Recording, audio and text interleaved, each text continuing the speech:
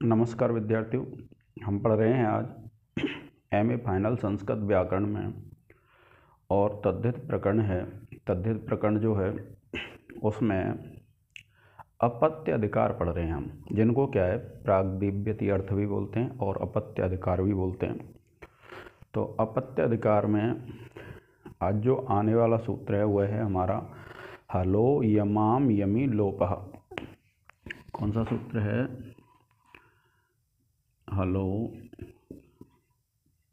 यमाम yummy लोपः। तो ये जो सूत्र है हलो यमाम यमी लोपः, ये क्या कहता है? हल परे रहने पर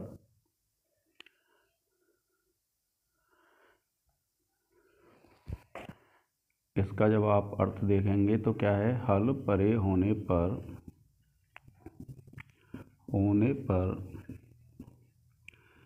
यम के बाद यम हो तो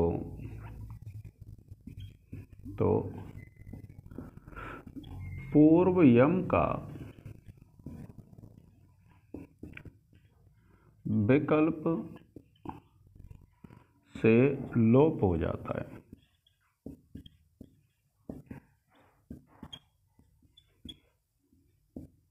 ये सूत्र है विद्यार्थी। क्या कहता है? हल परे होने पर अगर यम के हल परे होने पर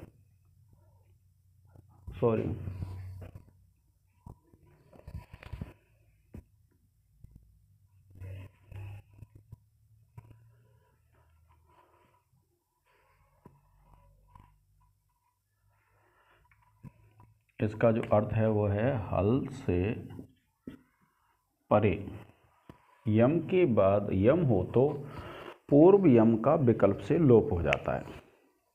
अब ये जो यम है विद्यार्थियों, ये यम क्या है? प्रत्याहार है। और यम प्रत्याहार जब आप देखेंगे तो देखिए, जैसे आप माहेश्वर सूत्र पढ़ते हैं ह य व र अट लण य म ग ण न म, ये हैं विद्यार्थियों। जब आप इनको देखते हैं तो ये जो यम प्रत्याहार है ये यहाँ से लेकर के, ये हलंत नहीं है विद्यार्थियों, ये यहाँ से लेकर के यहाँ तक क्या बन जाएगा? यम प्रत्याहार बन जाएगा। और यम में कौन से आ जाएंगे? य व र ल य म गण नम, ये आ जाएंगे आपके यम प्रत्याहार में। अब ये जो यम प्रत्याहार होता है, यम प्रत्याहार के बाद यदि यम आ रहा हो और यम भी क्या है? हल के बाद हो, तो क्या होगा? जो पूर्व वाला यम है उसका लोप हो जाता है। ठीक है विद्यार्थियों। जैसे उदाहरण के तौर पर अभी हम सिद्धि करेंगे। देखिए, जैसे यह शब्द है हमारा आदित्य और इसके बाद क्या आ रहा है? यह आ रहा है। तो देखिए यह भी यम में है, इसको जैसे हम यह भी यम में है, यह भी यम में है, यहाँ हल भी है। तो हल के बाद क्या है? यम है, और यम के बाद भी यम है। तो इस या का लोप हो जाएगा और ये बन जाएगा आपका आदित्य प्लस या। ठीक है विद्यार्थियों। इस तरीके से क्या है, जब आप आगे बढ़ेंगे और हमको अब सिद्धि करनी है विद्यार्थियों किसकी? आदित्य की। क्योंकि इससे पहले लेक्चर में जो आपने सिद्धि की थी वो किसकी की थी? आदित्य ही शब्द था आपका। और जो आदित्य शब्द था वो किसका था? आदित्य शब्द था आपका अदिति शब्द से सिद्धि की आपने। किससे की? अदिति शब्द से आपने सिद्धि की। अब देखिए, जैसे आप करते हैं आदित्य शब्द की सिद्धि करते हैं। किसकी करते हैं? आदित्य। इसका अर्थ होता है विद्यार्थियों आदित्य अपत्यम। क्या हो गया? अदितेः अपत्यम। अब इसमें अदितेः जो अपत्यम है, तो इसमें क्या है आपको पता है, यहाँ जो विभक्ति है वह कौन सी विभक्ति है विद्यार्थियों? षष्ठी विभक्ति है यहाँ।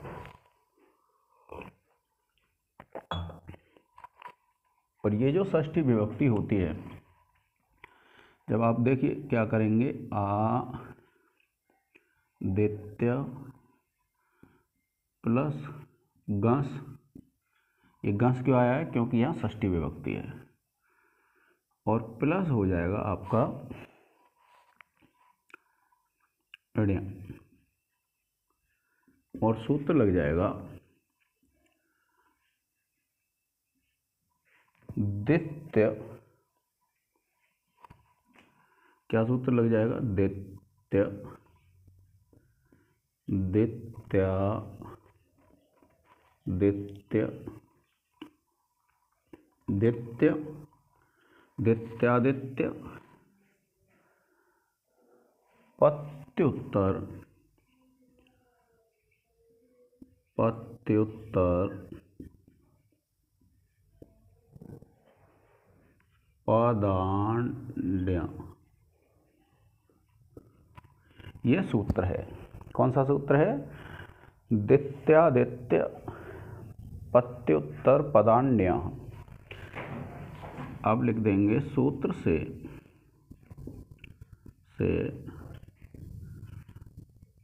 आदित्य शब्द से ऋण प्रत्यय आगम। क्या लिख देंगे? ऋण प्रत्यय का आगम। फिर इसमें से इस ऋण का लोप कर लेंगे और आप लिखेंगे आदित्य प्लस गंस प्लस य, और आप लिख देंगे विद्यार्थियों चुटु सूत्र से ऋण के णकार की इत संज्ञा तथा तस्य लोपः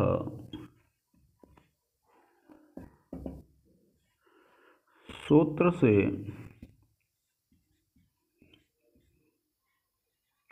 इत संज्ञक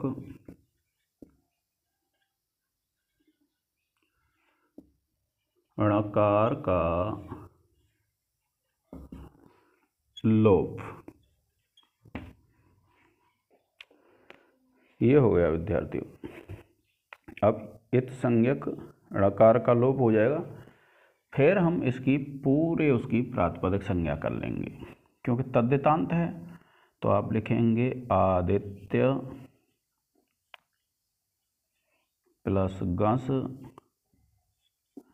प्लस य, और सूत्र लग जाएगा विद्यार्थियों कृतद्धित समासाश्च। सूत्र से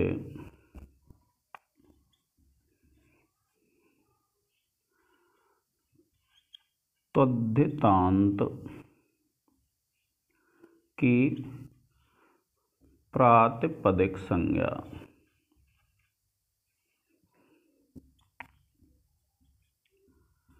ठीक है विद्यार्थियों, कि जिसके अंत में तद्धित लग रहा होगा उसकी क्या हो जाएगी? प्रातिपदिक संज्ञा हो जाती है। किससे? तद्धित, इस सूत्र से। अब देखिए आपको पता है कि जब प्रातिपदिक संज्ञा हो जाती है तो उसके बाद क्या करते हैं हम, ये सब जो इसके बाद की प्रक्रिया है विद्यार्थियों। तो जब प्रातिपदिक संज्ञा हो जाएगी तो सुपों का लोप करते हैं यहाँ लोग। अब सुपों का लोप कर देंगे तो देखिए सुप क्या है? ये है। तो आप लिखेंगे आदित्य प्लस य, और सूत्र लगा देंगे विद्यार्थियों सुपो धातु प्रातिपदिकयोः।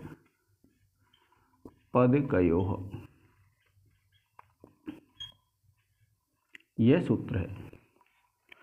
ये क्या कहता है? धातु और प्रातिपदिक के सुप का लोप हो जाता है। और सुप क्या है हमारा? यह है। तो इसका लोप हो जाएगा, और लोप हो जाएगा जब आप आगे बढ़ेंगे तो देखिए फिर आपको क्या करना है। लोप हो जाएगा, फिर इसको हम वृद्धि है ही, पर फिर भी क्या है, हमको वृद्धि करनी पड़ती है, सूत्र लगाना पड़ेगा। और सूत्र लगाएंगे तो विद्यार्थियों ये वृद्धि तो है ही, और वृद्धि है, आप सूत्र लगा देंगे तद्ध ते स्व चाम आदेह। सूत्र से आदि अच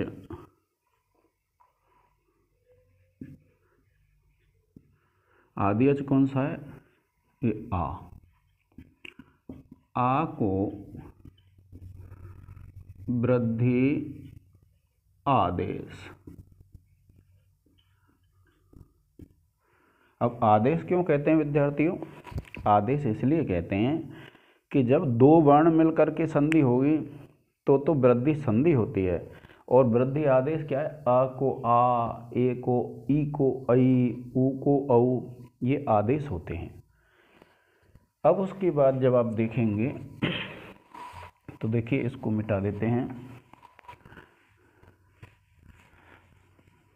मैंने आपको एक सूत्र बताए थे, एक तो भा संज्ञा करने वाला है। तो ये जो आ है इसमें या में, इसके आकार की भा संज्ञा हो जाएगी विद्यार्थियों। आप लिखेंगे आदित्य प्लस अड़या, और सूत्र लग जाएगा विद्यार्थियों यचि भम। सूत्र से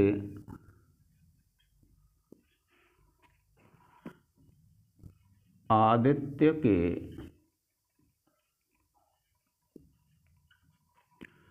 अंतिम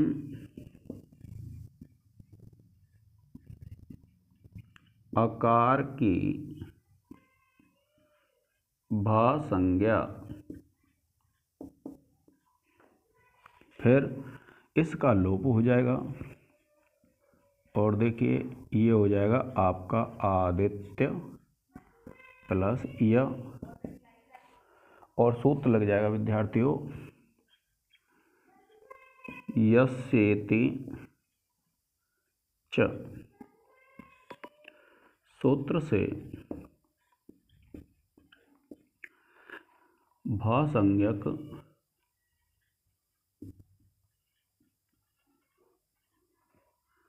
आकार का लोप।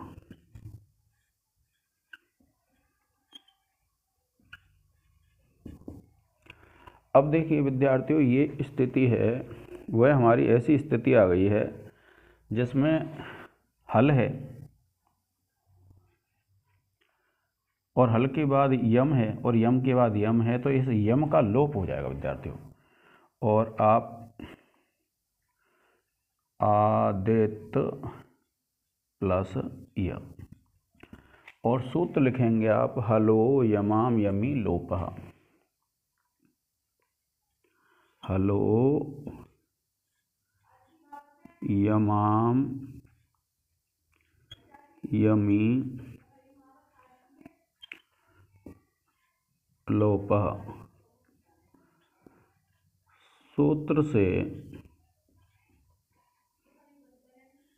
हलो यमाम यमी लोपः, सूत्र से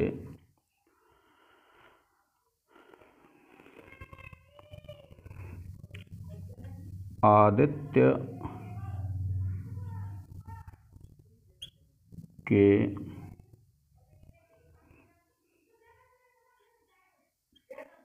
यम यकार का लोप। अब इसको क्या है, आप जोड़ लेंगे और और ये हो जाएगा आपका आदित्य, और परिभाषा लिख देंगे अजीनम परेण संयोज्यम से संयोग, अधीनम परेण संयोज्यम से संयोग हो जाएगा, और फिर आप इसको सीधा लिख देंगे आदित्य, और आप लिख देंगे विभक्ति कार्य करने पर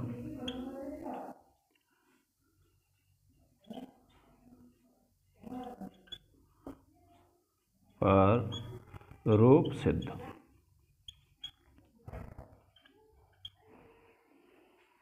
ठीक है विद्यार्थियों, आप इसका एक स्क्रीनशॉट ले लें, ये आपकी एक सिद्धि पूरी हो जाती है।